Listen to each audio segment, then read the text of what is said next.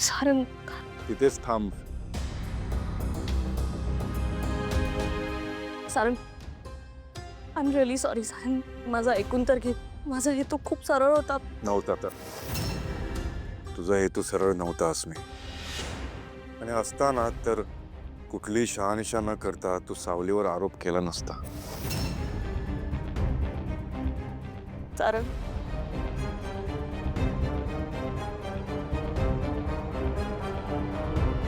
Sarang I am sorry. खरंच चुकलं माझं. झाली माझ्याकडून चूक सारंग. मला कळत नव्हतं मी नेमकं काय करायचं होतं ते. माझ्यावर प्रेशर होतं पुरावे आणण्याचं. मला तुझ्यावर असलेलं प्रेम खरं हे सिद्ध करायचं होतं. तुला गमवून बसेन याची भीती होती मला सारंग. मला काय माहित होतं की सावली जगन्नाथकडे का पैसे मागायला गेली होते. मला जर माहित असतं की सावली अडचणीत आहे तर मी स्वतः तिची मदत करायला धावली असते. खरंच हे सगळं तुझ्यावर असलेल्या प्रेमापोटी करते सार. भावनेच्या भरात माझ्याकडून चूक झाली सार. मला माफ कर प्लीज.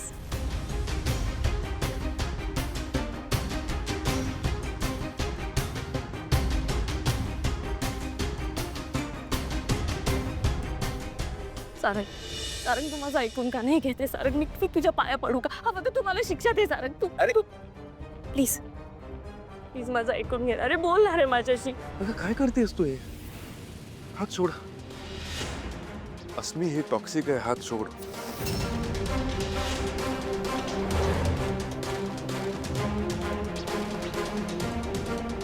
एकतर स्त्रीवर हात उचलणं हे माझ्यावरचे संस्कार नाही आहेत.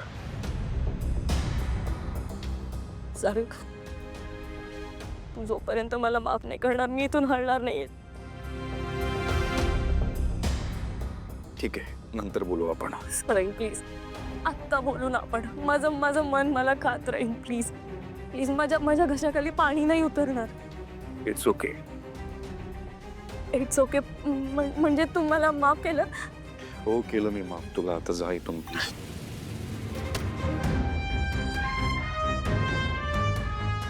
हे बघ अस्मी, त्यावेळेला मी तुला माफ करतो. परत असं करू नकोस. असं करावंसं वाटलं ना 100 वेळा विचार कर. आणि बोलताना ना जरा विचार करून बोलत जा.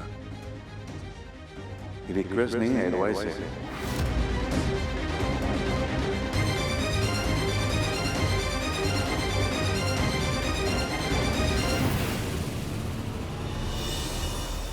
सारंग सर माफ करा माझी चूक झाली. सॉरी. सारंग सर ऐका ना.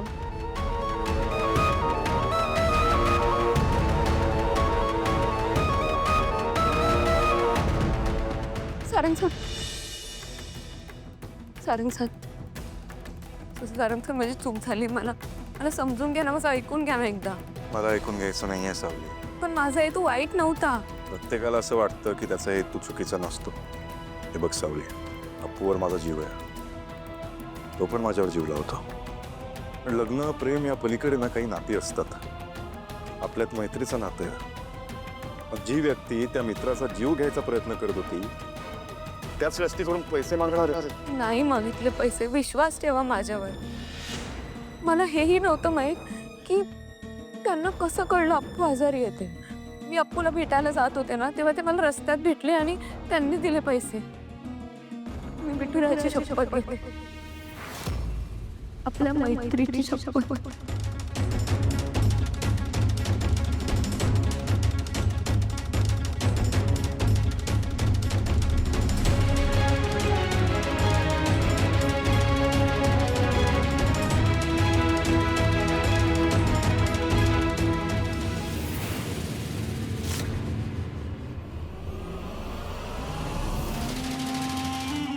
यावेळेस भलताच चिडलाय ना सारू.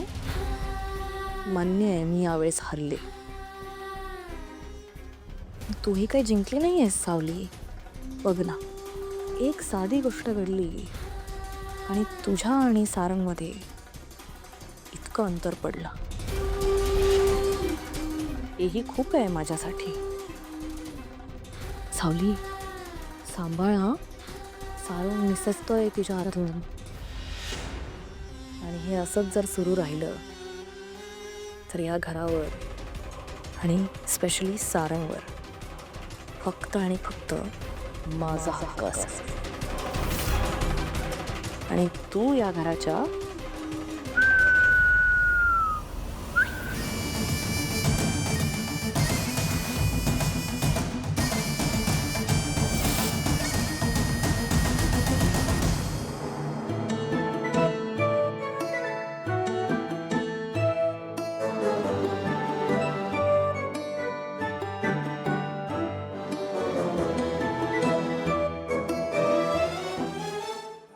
तुझा मोबाईल बंद आहे का?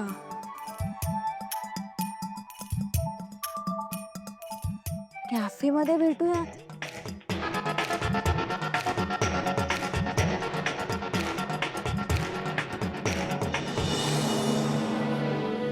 पण लग्न प्रेम या पलीकडे ना काही नाती असतात. आपल्यात मैत्रीचं नातं. जी व्यक्ती त्या मित्राचा जीव घ्यायचा प्रयत्न करत होती त्याच व्यक्तीकडून तू पैसे मागणार. सावली अगं इथे बसलीस तू, किती शोधलं तुला? असं का होत आहे वहिनी? प्रवास आपल्याला पुढे घेऊन जातो, मग आमच्या नात्याचा प्रवास उलटा का सुरू आहे? नाती सुधारण्याऐवजी तुटतायत का? मी सारंग सरांना दुखवायचा विचारही नाही करू शकत, तरी नकळत मी त्यांना दुखावलं. सारंग सर माझ्याशी मैत्री तोडणार आहेत का? अगं वीणाबाई, किती विचार करतेस तू? नको एवढा विचार करू. आणि चल बघू, आज चल जेवायला, सगळे वाट बघतायत. चल उठ. सारंगला बघितलंस कुठे? बरं चल उठ उठ पटकन.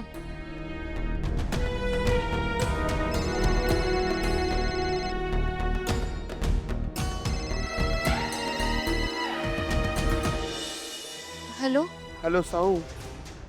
अगं डॉक्टर साहेब आलेत, त्यासनी तुझ्याशी बोलायचं आहे, काहीतरी महत्वाचं. साऊ, अगं तूच बोल ग आता त्यांच्याशी. ठरव काय बोलायचं आहे ते. हा, आपल्याला निर्णय घ्यावा लागणार आहे. बोल डॉक्टरांशी बोल. हॅलो सावली. तुम्ही तिथे? अप्पूला भेटायला आलोय. हे अप्पूला बोलायचंय तुझ्याशी. बोल त्याच्याशी. हॅलो अक्की, कशी आहेस तू? मी बरी आहे बाळा, तू कसा आहेस? मी पण बरं आहे. अक्की, हे बघ सारंगदाजी आलेत. पण अक्की, सारंगदाजींबरोबर तुला बी यायला पाहिजे होतं. पण ते पण बरोबर आहे की घरात एक जण हवाच. पण तू येऊन जा गं इथे. हो बाळा, मी नक्की तुला भेटायला येईन. पण हो, तू तुझी काळजी घे, वेळेवर औषधं घे आणि आईला अजिबात सतवू नको. हं? अगं हो अक्की, आत्ता सारंगदाजी बी हेच सांगत होते. हे घे, सारंगदाजींशी बोल.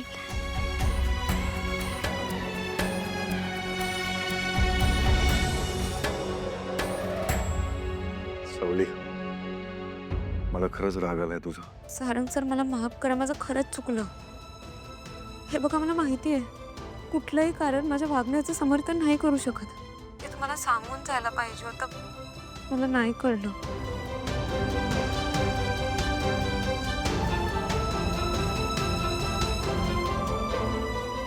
सारंग सर, तुम्हाला बोललो होतो ना, माझी बहीण लई बाबडी आहे. हो, कुणाला अजिबात त्रास देत नाही. समजा गुंताय ना, तिला एकटीला सोडवायचा असतो. हे समजा माहित होतं मला, पण ती मला बोलली होती कोणाला सांगू नकोस. वचनच घेतलं होतं विठ्ठलाची आण देव की हे सगळं सारंगरावांना नको सांगूस. सणाच्या दिवशी त्यांना कोणताही त्रास नाही होऊ द्यायचा होता, म्हणून तिनं तुमच्यापासून लपवलं. तिचा हेतू चांगला होता. हो,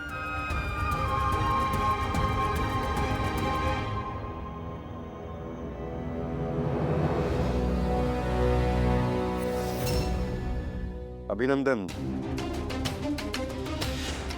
काय एक एक खेळी खेळता तुम्ही, कमाल. कळतच नाही. म्हणजे असं सरळ असं समोर येऊन नाही कळत, असं लपून छपून महाभारतासारखं. आणि हे महाभारतातले कृष्ण अस्मीचं आमच्या घरात येणं आणि सावलीशी तुम्ही जो काही संबंध ठेवलाय त्यामुळे जे काही वाद सुरू झालेत ना, तुमच्याशिवाय दुसऱ्या कोणाला जमणारच नाही. ना मी जुन्या प्रेमावर विश्वास ठेवू शकतो, ना नवीन नाती जोडू शकतो. जणू माझं आयुष्य, माझं जगणं आणि मरण तुमच्याच हातात आहे.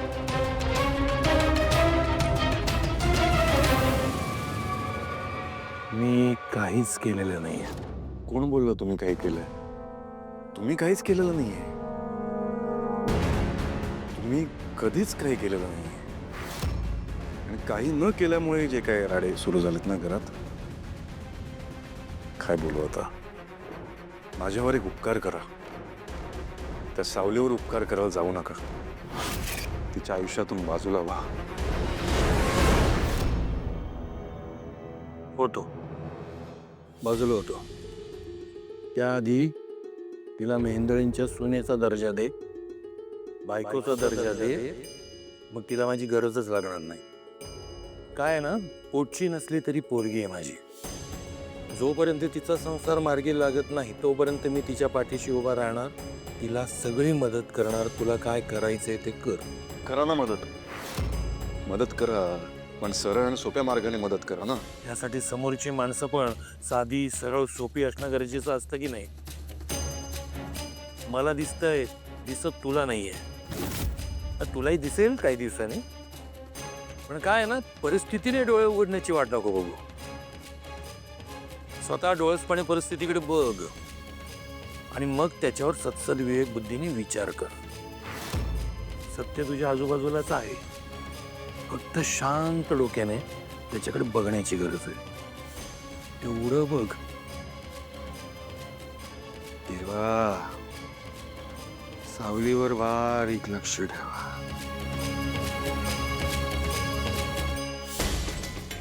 चला.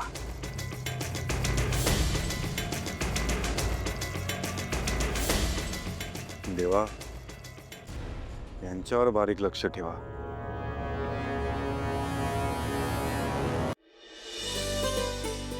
नवीन वर्षाच्या तुला खूप खूप शुभेच्छा तिलोत्तमा. थँक्यू. तुला सुद्धा. खरं तर मेहेंदळींना शुभेच्छांची काहीच गरज नाही, तरी आपलं असं काही नसतं ग. खरं सांगू का, आपल्या आजूबाजूचे लोक आपलं शुभ चिंतणारे असतीलच अशी काही गॅरंटी नाही आजकाल. भैरवी माई,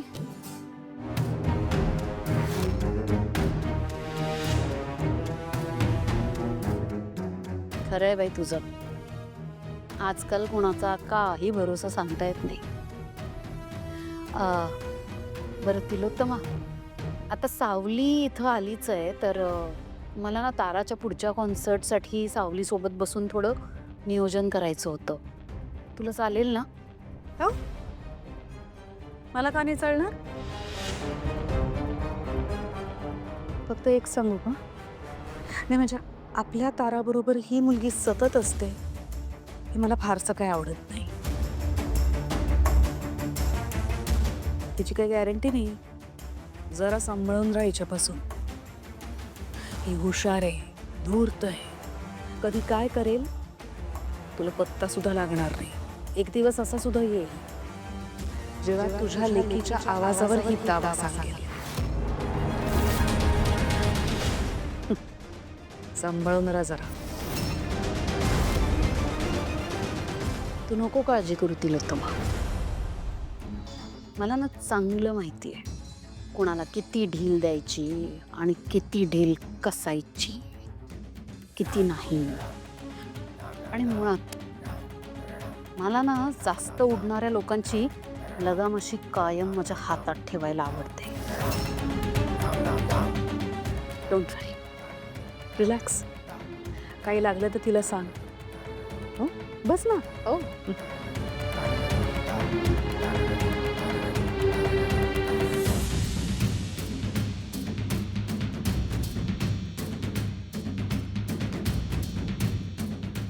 ये इकडे.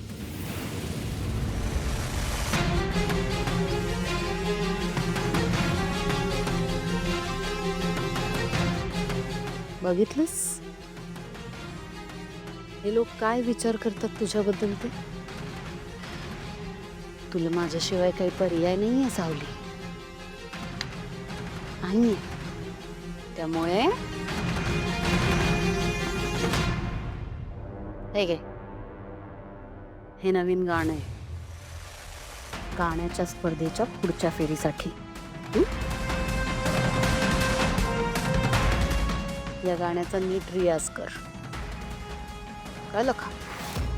आणि हो, तुला तारासोबत लिपसिंग करता 2-3 सेशन करावी लागतील. तेव्हा घरी ये. तुम्ही सकाळी माझ्याशी जे वागलात त्यानंतर सुद्धा तुम्ही माझ्याकडे मदत मागायला आलात. काय बोललीस? परत बोल. मदत मागायला? ए सावली, लायकीत राहायचं असं. लायकीत. भैरवी वजे मी. मदत मागत नाही कोणाकडे. उपकार करते लोकांवर. उपकार. जसे तुझ्यावर आणि तुझ्या कुटुंबियांवर केले. आणि माणुसकी, या सगळ्यात माणुसकी का विसरता तुम्ही?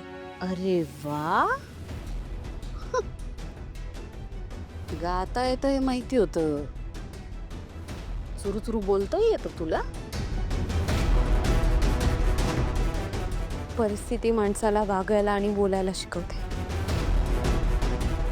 सकाळी मी हक्काने माझी एक गरज घेऊन तुमच्याकडे आले होते. मी काय समाजसेवेचा ठेका घेतला नाहीये हा, की कोणी उठसूट माझ्या दाराशी यावं, पैसे मागावे, भिका मागाव्या आणि मी देऊन टाकावे. कोण आहेस तू? ताराचा आवाज आहे.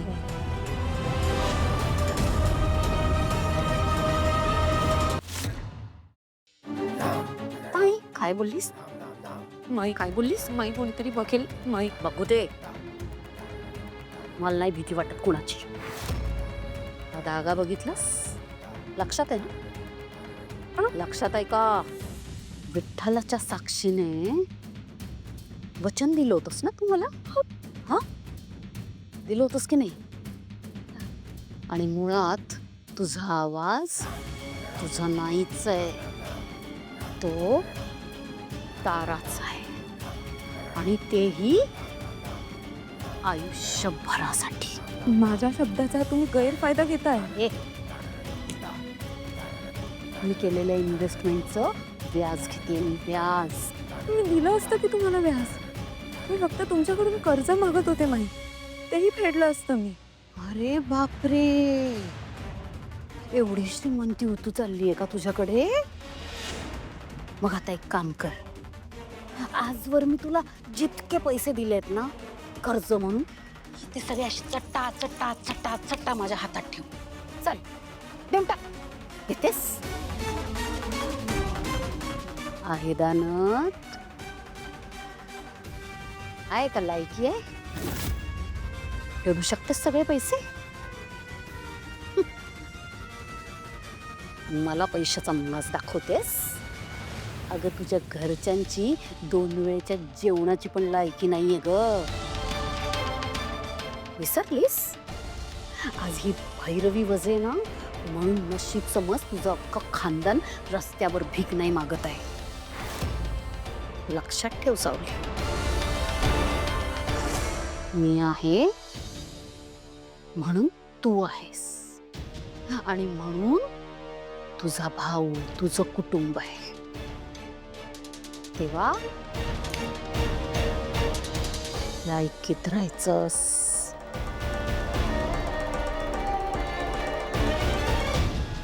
माई, एखाद्याच्या संकटांच्या विटांवर तुम्ही तुमचा महाल उभा करताय. एक दिवस पत्त्यांसारखी ती इमारत कोसळेल.